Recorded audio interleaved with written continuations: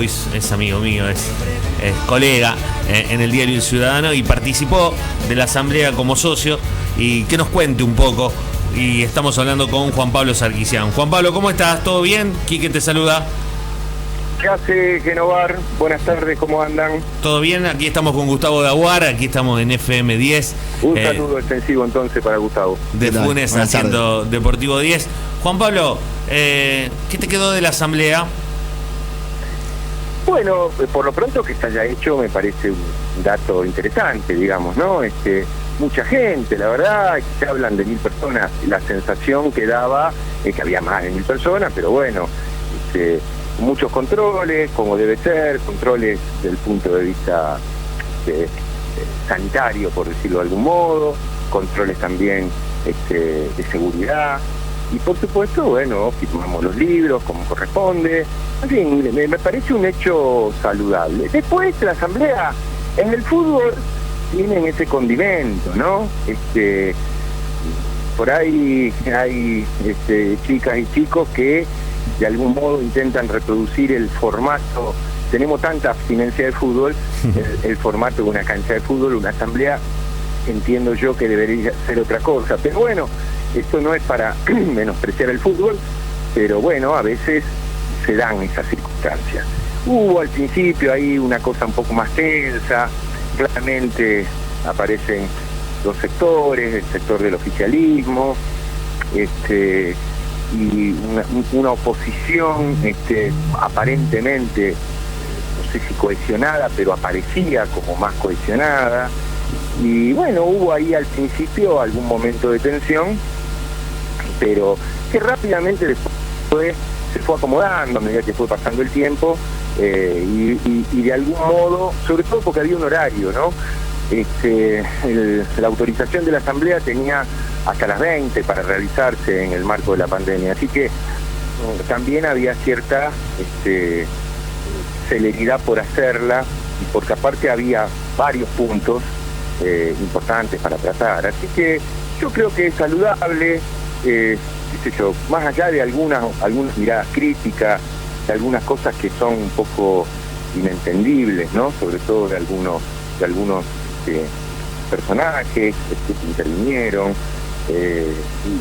y hecho el personaje no lo digo en tono peyorativo, pero que son conspicuos, digamos, conocidos, militantes de las distintas agrupaciones. Entonces no parece sano. Hubo muchos insultos a Boazo, más allá de que uno pueda compartir o no parece el mejor recorrido, pero bueno, yo creo que aún así es un salto cualitativo que se pueden hacer la asamblea. Recordemos que en la época de Eduardo José López no había asamblea, y anterior a López, la verdad es que la institución, la gloriosa institución del Parque Independencia, funcionaba casi con herencias, por decirlo de algún modo, en términos políticos institucionales.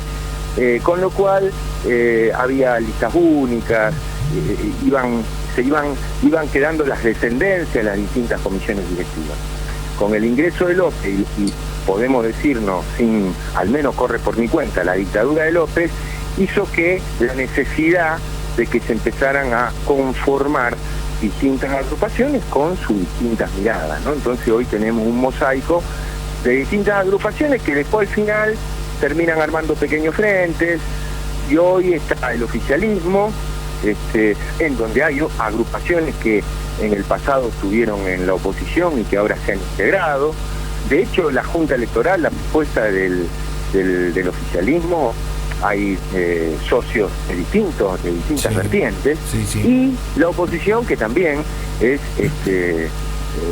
una agrupación o un frente, pongámosle, de distintas agrupaciones que están participando en la vida política. Juan Pablo, en la calle da la sensación, al menos es lo que uno puede al hablar con amigos y todo esto, por eso te lo quiero consultar al aire, da la sensación que dice, bueno, la oposición, la única manera de que le gane las elecciones al oficialismo, a Cristian D'Amico, hacen nombre propio, lógicamente, es que vaya toda unida. vos tenés la misma sensación después de haber estado en la asamblea, porque en una asamblea, en la previa, un acto eleccionario como el que va a ser, si la pandemia lo permite, el próximo 25 de abril, por primera vez dirimen fuerzas lo que es oficialismo y oposición. ¿Te quedó eso después de la asamblea, decir, che, la única forma que el oficialismo pierda esta elección es si la oposición va toda unida? Yo creo que sí, coincido con vos. Aún así, también no sé si le alcanza. Me parece, ¿no? De hecho, no hay, creo que el único instrumento que tiene la oposición es, coincido plenamente con vos, es tratar de unificar todas las distintas agrupaciones y presentarse a dar esa batalla electoral unidos. Pero aún así, la verdad es que no sé si va a alcanzar, porque había cuestiones allí que se discutieron en la asamblea, que se plantearon, que se votaron, y algunas son interesantes. Uno puede tener una mirada crítica sobre Cristian D'Amico, puede polemizar, puede hacer observaciones, pero hay algunas cuestiones que son incontrastables, ¿no? Después habrá que ver la letra chica, cómo es. Bueno, para eso estarán los profesionales del derecho y de la economía. Me refiero, por ejemplo, a la compra de las hectáreas nuevas que se incorporarían al predio Grifa.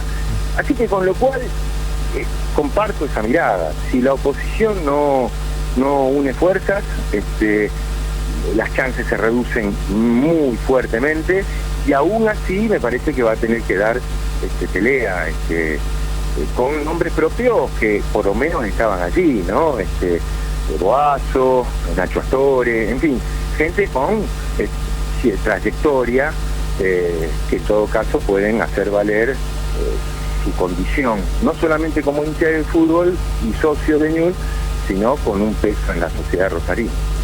Juan Pablo, ¿qué tal? ¿Cómo estás? Te vuelvo a saludar, soy Gustavo. Sí, ¿cómo te va? Buenas tardes. Te consulto referente a lo que estabas diciendo, porque en la asamblea y con el corto tiempo que hubo, por temas protocolo obviamente, se trataron 8 puntos, creo. Se hizo rapidito, se pudo desarrollar todo, porque por ejemplo lo mencionabas a Boazo. Bueno, Boazo dijo un montón de cosas, incluso que no lo dejaban hablar, no sé si se pudieron desarrollar este tipo de cuestiones que eran importantes, ¿no? Como lo que dijiste del predio. Tal cual, seguro. Sí, lo que pasa es que, por eso digo, una de cal, una de arena. Me parece que tal vez habría que haberle pensado el formato de otro modo. Ahí apenas comienza la asamblea, se tiene que designar los socios para que la presidan. Ese fue el momento de mayor tensión, por decirlo de algún modo. Después habló Boazo, que en realidad no está previsto. Las asambleas tienen un funcionamiento que no lo definen los asambleístas. Las asambleas tienen un funcionamiento porque hay estatutos que así lo establecen, incluso estatutos que tienen que ver con leyes que establecen el funcionamiento. Pero aparte, en el marco de la pandemia, si te ponen las 20 horas como plazo, el riesgo era que había algunos temas que no se podían tocar. Y el más importante de todo era justamente la elección de la Junta Electoral, que en este contexto establecía la posibilidad de un cronograma que fue tallado para, como bien decía Quique Genovar, votar el 25 de abril. Por eso digo, la propuesta del pájaro de Girardo, cuando dice, propongo no abrir la lista de oradores para avanzar en esto, puede tener las mejores intenciones y creo que era totalmente atendible. El tema es que tal vez sea la asamblea el único lugar en donde el socio pueda expresarse. Claro. ¿En qué otro ámbito lo haría? Más allá de las elecciones, pero ¿dónde podría tener voz, podría polemizar? ¿Se entiende lo del horario? Entonces tal vez por eso digo, habría que haber buscado otro mecanismo. Yo creo que las intenciones del pájaro han sido las de las mejores buenas intenciones para poder avanzar, sobre todo ante hechos que algunos eran de público conocimiento, otros no tanto. No todo el mundo tuvo acceso al balance y demás, pero algunas cuestiones sí. Entonces, bueno, había gente que votaba algunas cosas, en otras se abstenía, etcétera, etcétera. Lo que tampoco me parece es que sobre el final, porque después se dan estas confusiones o estas actitudes extemporáneas que no son inconducentes, incluso son contradictorias, medias alocadas.